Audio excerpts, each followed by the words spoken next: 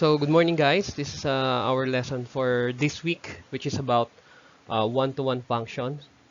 So, again, I am your Sir Michael Gallardo from Orani National High School, Maine. So, didiscuss natin ngayon yung one-to-one functions. So, without further ado, this is our objective for today, or objectives. Mamaya kasi may other objective tayo. To represent real-life situations using one-to-one functions. So, represent daw natin ang real-life situations using one-to-one functions. So, by the way, what is one-to-one function? It is a function where the range is paired exactly once with the domain. Or, it is a function where y, yung y value natin, is paired exactly once. Nakapares lang daw siya minsan sa domain or x and vice versa. Ibig sabihin, ang x natin at y ay exclusive sa isa't isa. Hindi siya pwedeng pumartner sa ibang value pa ng or umulit yung value ng x, hindi rin pwedeng umulit yung value ng y. That's the simplest explanation for one-to-one function. So, I have here examples of one-to-one functions, one-to-one function. So, again, yung x natin, minsan lang natin siya pwedeng ipares kay y and vice versa. Tingnan natin to. For example, 1 is paired only with 19 and 19 is paired only with 1. No? So we have our x and y values here. 2 is only paired with 8 and 8 is only paired with 2. Makita natin, no? Exclusive one-to-one function siya. G is paired exactly once with E and F is paired exactly once with 6. So we can say that this is a one-to-one function. Our second example also shows this. 4 is to 5. 4, kapartner ni 4, si 5. Wala nang iba. Si negative 2, partner niya si 1. Si 5, kapartner niya lang si 6. Okay? Baka sabihin ng iba, sir, ayun na 5. Well, this is x and this is y. So, magkaiba naman yan. No? So, makita natin that O is also, not O, 0 is paired only with 2. So, these are examples of one-to-one function. So, what I have now are examples ng mga hindi, if yung graph ang given, paano natin malalaman kung one-to-one function ba siya? So, unang itetest natin kung function ba siya. Pangalawang itetest natin kung one-to-one function ba siya. So, kung function siya, napag-aralan natin sa relations and function, yung function as models, functions as model natin na lesson sa module 1, gumagamit tayo ng vertical line test. No? So, first example, let's say itong pencil na to, i-move ko papunta dito. Okay? So, dito sa point na to, minsan lang siya tumawid sa ating graph. No? So, ibig sabihin, pag umusog pa yung pencil, halimbawa dito, papunta dito sa side na to, papunta sa kanan, dapat once lang din niya tatamaan yung graph. So, pag umusog yan, makita natin, no? Doon lang tumatama yung graph na to, itong pencil na to. So, masasabi natin that the first graph that we have is a function. Now, to determine whether it is one-to-one, gagamit tayo ngayon ng horizontal line test. Ngayon, papasok si horizontal line test. Ganun din. Dito, at this point, once lang niya tinamaan yung graph. At one point lang sila magi-intersect. Now, kung one-to-one function ito, kahit saan ko ilagay yung pencil, at one point lang din tatama yung, so makita natin, ano, pag nilagay natin dito yung pencil, no? Once lang din siya tumama. So, pagpasado siya sa vertical line test at sa horizontal line test, it is a one-to-one function. Another example. So, function, one-to-one function siya. This one is, tignan natin kung function. Yun muna. So, makikita natin at this point, once lang na-intersect ni vertical na pencil yung ating graph. So, kahit saan natin siya iusog, once niya lang tatamaan. Halimbawa, huminto dito yung pencil. Dito sa part na to, no? Bawa dito huminto. So, dito niya tatamaan lang yung graph. Once niya lang tatamaan. Pero kapag gumamit na tayo ng horizontal line test, okay, yun. Makikita natin, no? At this point, halimbawa, nandito yung pencil. Dito tatama yung graph natin, dalawa. So, makikita natin na dalawang beses na siya tumama doon sa graph natin, yung horizontal line. Therefore, ito ay function based on the vertical line test. Pero based on sa horizontal line test, hindi siya one-to-one. So, kailangan masatisfy yung dalawang conditions na yun para masabing one-to-one function.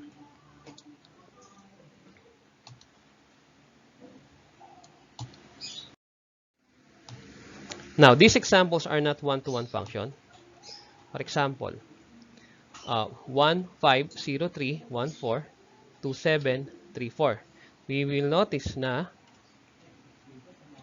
may umulit ng value ng, check muna natin dito sa X, may umulit bang value? Wala. Check naman natin sa Y, may umulit bang value? Yes, 4. Therefore, this is not a one-to-one function. So, hindi na siya one-to-one. So, sensya na sa sulat. Ginagamit ko lang kasi mouse eh.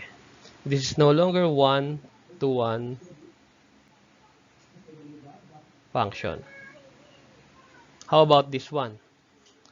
So, makikita natin, si 1, kapartner niya si 5. Si 3, kapartner niya si negative 3. Si 4, kapartner niya si 14. So, mapapansin natin, sir, nakapartner naman siya exactly once with Y. Yes, pero merong isang hindi nakapartner. Si 2. Therefore, this is also not a one-to-one function. Kailangan nakapares siya. Si 2. Halimbawa, may isa pang number dito, 1. Pinartner natin siya dito. Then, it is a one-to-one function. But since wala naman siyang kapartner si 2, therefore, masasabi natin na itong relationship na to ay hindi siya one-to-one function. Hindi nga siya function na may tuturing kasi walang kapartner. Tandaan natin na si domain ay kailangan nakapartner kay Y and walang uulit na value ni X. But since merong isang value ng X na hindi naka-partner with Y, it is already not a function. Therefore, kung hindi na siya function, hindi na rin siya one-to-one function. Example number 3. Burahin ko lang iba. Sulat. For example number 3, mapapansin natin that 0 is already paired twice with negative 2 and 1. And 1 is paired twice. Itong si 1, dalawa na naman ng pinartner niya, si 0, tsaka si 2. No? So, makikita natin na hindi niya na nasatisfy yung definition ng one-to-one function. That X should be paired exactly once with Y. So, this is not a one-to-one function then. Let's have a practice. This time, we're going to use real-life situation, no, to determine whether it is a one-to-one or not. The first example is the relation pairing a person to his or her blood type. Meron kang person 1, ang blood type niya halimbawa O. No? So mapapansin natin na, or halimbawa na lang kayo sa sarili ninyo, hindi po pwedeng dalawa ang blood type ninyo. Kung kayo ay O lang. So you are paired exactly once with your blood type. Walang tao na dalawa yung kanyang blood type. Imposible yun, no? Therefore, the answer for number 1 is yes, it is a one-to-one function.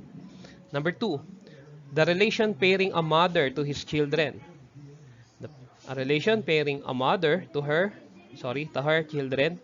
So, si mother, may 3 anak, children daw eh. Paired with her children. So, makikita natin that M is already paired 3 times with 1, 2, and 3. Therefore, number 2 is not a one-to-one function. Next, number 3, the relation pairing SIM card to its number. So, this is one-to-one. Wala kang makikitang SIM card na dalawa yung kanyang number. So, therefore, this is Yes. Kasi ang SIM card, naka-pair lang siya exactly once sa kanyang number, kung ano yung specific number na yan. Number 4, the relation pairing reptiles to their habitat. So maraming habitat ang reptiles, therefore this is no. And the relation pairing bees to their food. Ano ba food ng bees? Honey lang, di ba? Honey ang kanilang iniipon. Therefore, a bee to honey, bee, isa lang naman ang pagkain nila. So that is one-to-one function. Now, let's proceed to the next lesson. The inverse of one-to-one function. Kapag one-to-one function, may inverse yan, no? So our objective or objectives is at the end of the lesson, all of you should be able to determine the inverse. This time, we're going to solve or determine the inverse of one-to-one functions. So ang ating specific objectives is find the inverse of one-to-one function given its table of values and equations. Let's get started. Tingnan natin ito. Let us analyze the first one. Okay. This is the, given the table of values of function y is equal to 2x minus 1. So, i-substitute natin itong mga values ng x na to. Dito, we will be able to solve for y. So, ginawa na natin yan dito sa example na to. Now, para makuha natin yung inverse niyan, pagpapalitin lang natin yung value ng x and y. For example, in this first ordered pair, no? Negative 3, negative 7, pagpalitin lang natin yung values ng x and y. So, it becomes this. So, alam na natin yung mga susunod. Okay? Negative 2, negative 5. This becomes negative 5, negative 2, and so on and so forth. Now, the question is, yung original table natin, burahin ko lang. Our original table is this. Is this a one-to-one function? Yes. Bakit? Kasi makikita natin yung x, dito sa x value, walang umulit na value ng x. Negative 3, negative 2, negative 1, 0, 1, 2. Walang umulit na value ng x. Tingnan naman natin yung y. May umulit ba na value? Negative 7, negative 5, negative 3, negative 1, negative 1, and 3. So, walang umulit na value, no? For y. So therefore, we can say that this function is a one-to-one function. At pag tinignan natin yung kanyang inverse, tingnan natin yung inverse, siya pa rin ba ay one-to-one function pa rin? Or function pa rin ba siya? Tingnan natin to. May umulit ba? Negative 7, negative 5, negative 3, negative 1, 1, 3. May umulit ba na value? Wala. Let's check y. Negative 3, negative 2, negative 1, 0, 1, 2. Wala ring umulit na value ng y. Ibig sabihin, this is a one-to-one function pa rin. Kahit na baligtarin natin yung values ng kanyang x and y. So, tandaan natin, yung nauna nating function ay, given na function ay one-to-one siya. 1, 2, 1. Okay? So, meron siyang inverse na function din. So, yung kanyang naging inverse ay function. Let's take a look at another example. Okay, tingnan natin to. Function ba to? Yes. Bakit? Pag tinignan natin si x value, walang umulit na x. Di ba yun ang condition natin para maging function? Walang uulit na x. But the question is it a one-to-one function? No. Function siya, pero hindi siya one-to-one. Bakit? Umulit na yung y eh. Okay? Now, tignan natin yung inverse niya. Pag kinuha natin yung inverse niya, so ito ay hindi one-to-one. Not one-to-one. Yan, gumagamit lang ako ng mouse. Pasensya sa sulat. Hindi one-to-one to. Function siya, pero hindi siya one-to-one function. So, nung kinuha natin yung inverse niya, this is not a function.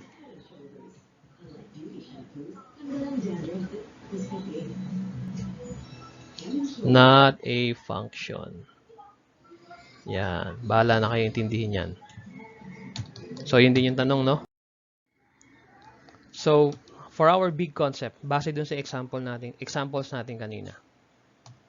A function has a blank if and only if it is a blank function.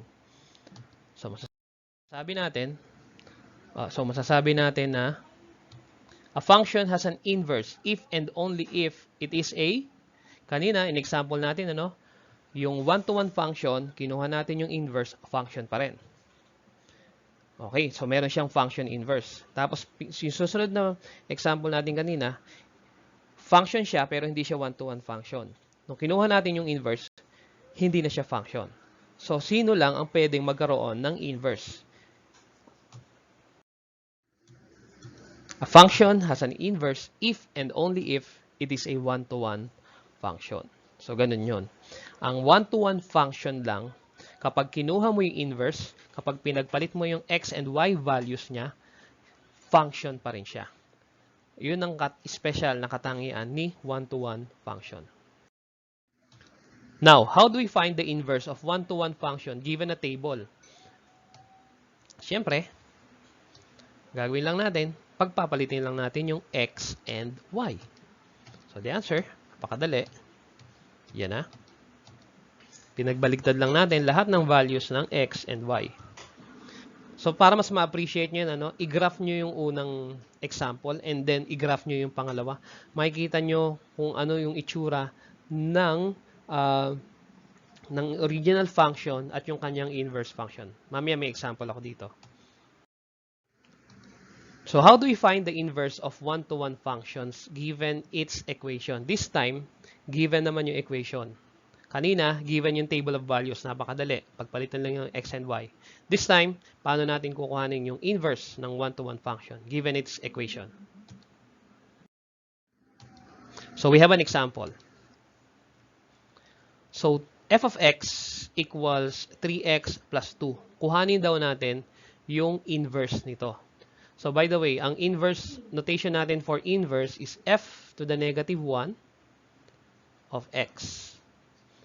Yan. That is how we express an inverse function. So, instead of f of x, we will use the notation f to the negative 1 of x. F raised to negative 1 of x. So, ano ang first step?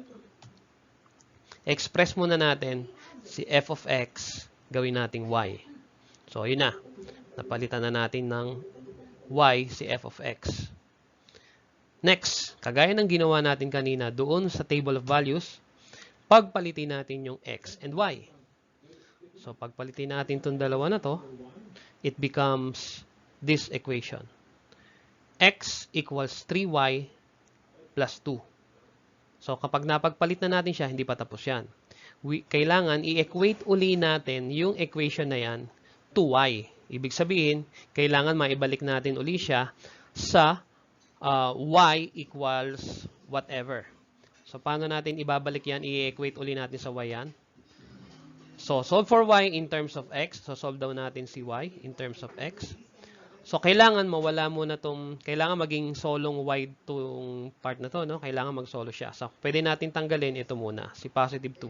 How do we remove this? By transposition, sabi ng iba, ilipat ko daw si positive 2 sa kabilang side ng equation, it becomes negative 2. So, yon.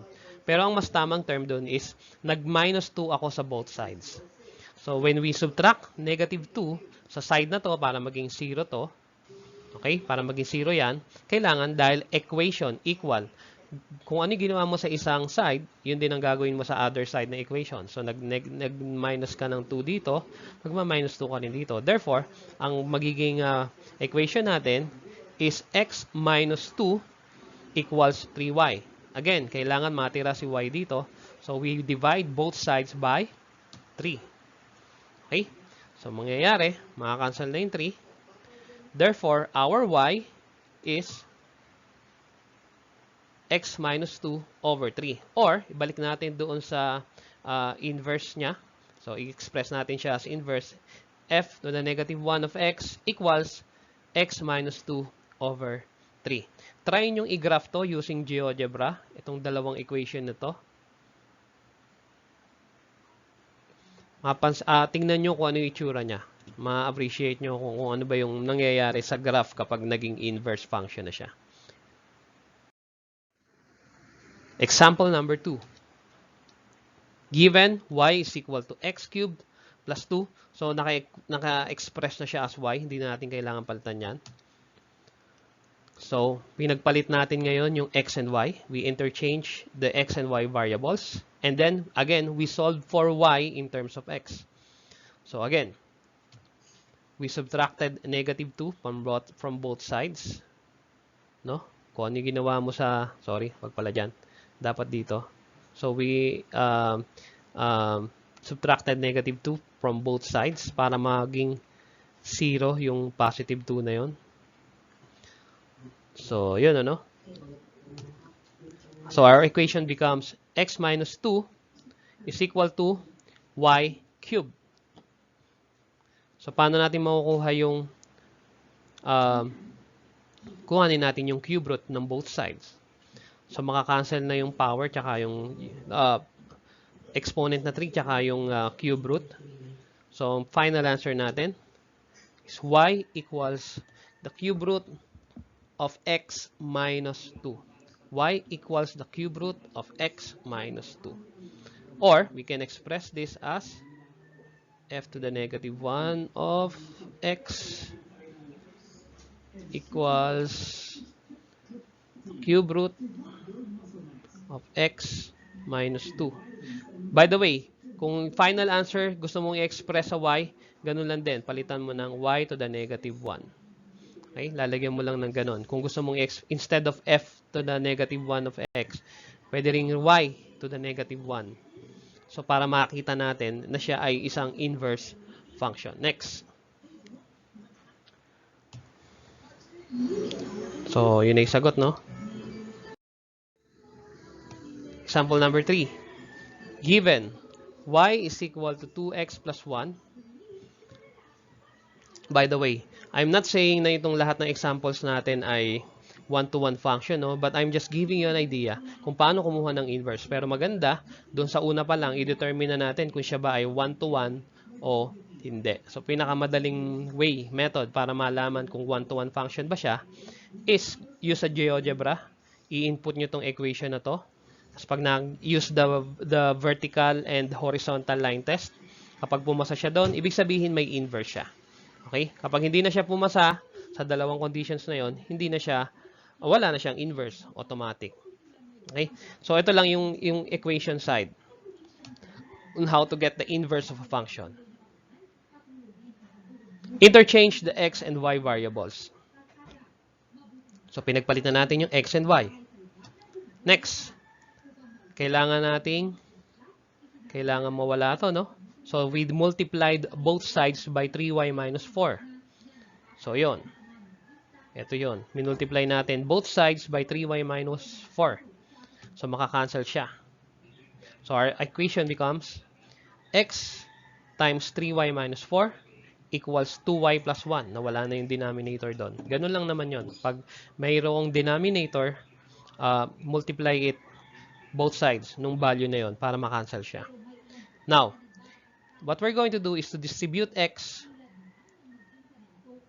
no, with our binomial, x times 3y and x times negative 4, you will get, so 3x times 3y is 3xy, x times negative 4 is negative 4x equals 2y plus 1.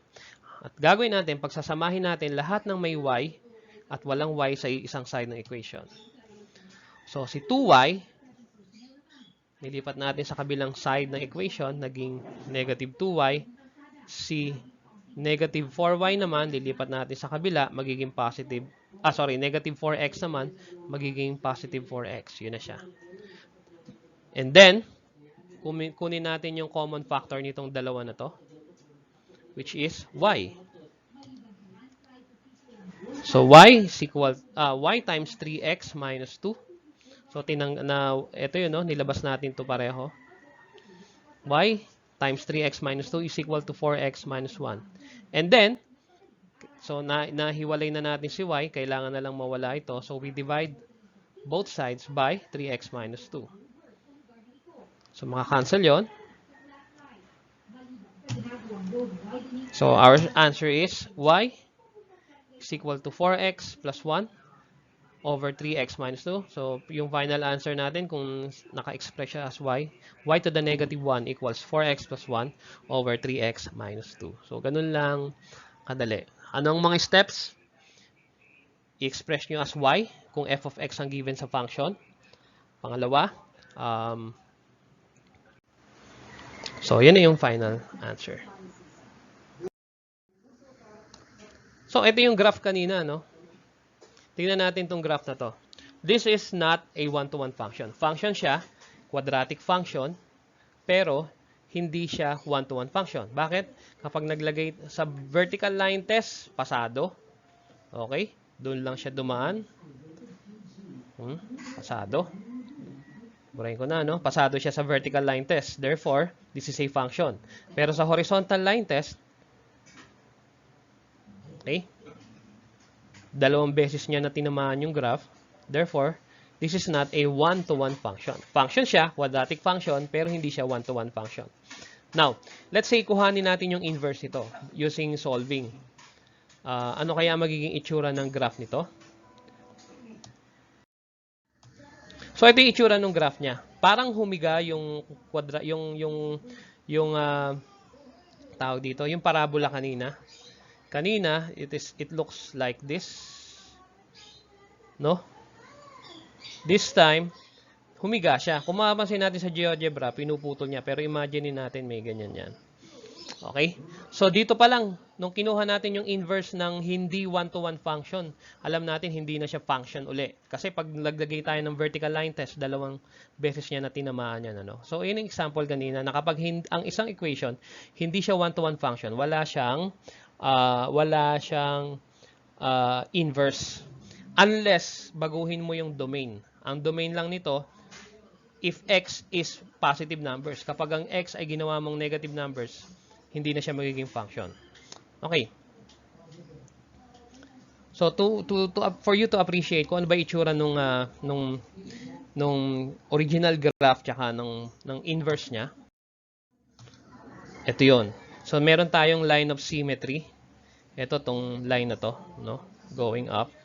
So, mapapansin natin, along this line, pag tinupi natin tong graph na to, para siyang mirror image, no?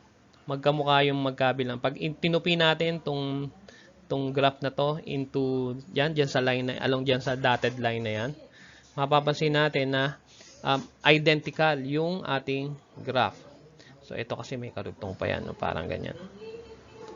Yan, parang ganyan itsura. So, mirror siya. So, yun yung sasabi ko na itsura ng isang function at yung kanyang inverse. So, to sum it up, what kind of function has an inverse? Yun lang one-to-one function. And how do we get the inverse of one-to-one function? First express it as a in terms of instead of f of x, express natin siya into its y form, and then interchange x and y, tapos solve for y in terms of x. So those are the three major steps in getting the inverse of one-to-one function. Ito lang naman din ang gagawin niyo sa problem solving, no? Ganun lang din. In your modules, you have examples there of problems na kailangan makuha ninyo yung inverse function niya para ma-solve ninyo yung problem. So, that's it, guys. So, thank you. This is our, hopefully makatulong itong video lesson na to. And don't forget to subscribe to my channel. Thank you.